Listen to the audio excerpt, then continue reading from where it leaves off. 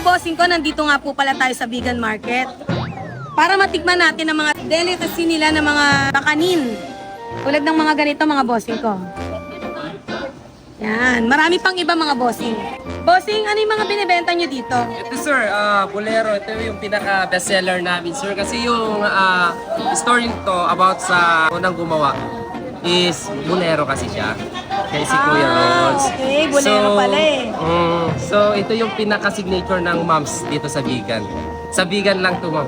Nasa magkano naman yung bossing? Ngayon, 300 na po per box. Anong oras kayo nagbubukas bossing ko? 5 a.m. 5 to 5. Saan kayo matatagpuan? Dito lang sa Vegan Public Market, Module 4. Pangalan po ng store, bossing? Jerry's Delicacies. Bossing, paki-invite ng mga viewers ni Bossing. Hello mga boss, punta po kayo dito sa Vegan Public Market. Nandito po mga iba't ibang kalase ng mga native delicacies. Bossing, bossing! Bossing, anong tawag po dito, boss? Patupat po. Pat? Magkano po yung ganyan? 5 piso isa. 5 pesos lang. Saan gawa yan, boss? Malagkit at saka may konting asin and sugar. Tapos yung gata ng nyug. Ay, yung mismo gumagawa niyan, boss? Hindi po. Bale, siya po yung tagagawa namin. Bata pa lang po yan, sir. Naggagawa na yan. From 14 years old po yan, sir. Nagbabalot na.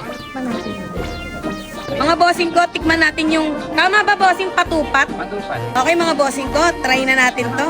Boss King Panat!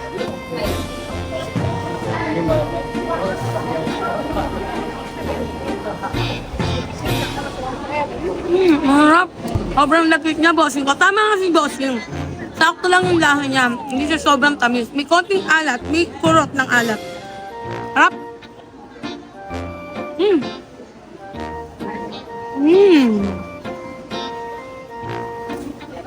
Try na natin mga bossing ko. Ang sarap nga. May palaman. Ano yung palaman ko? Para siyang tikoy na ano. Kakaiba bossing. Ngayon lang ako nakatikim ng ganito. Sarap. Solid. Ako di ba to? Bolero daw to, di ba? Dapat to sa'yo. Ayos, di ba? Sarap. Panalo. Mga bossing ko, bolero tawag dito, di ba? Siyempre, susubo natin to sa mga bolera. Oh. Bolera. Ito rin isang bolera. Oh. Susubuan ng bolera yung bolero.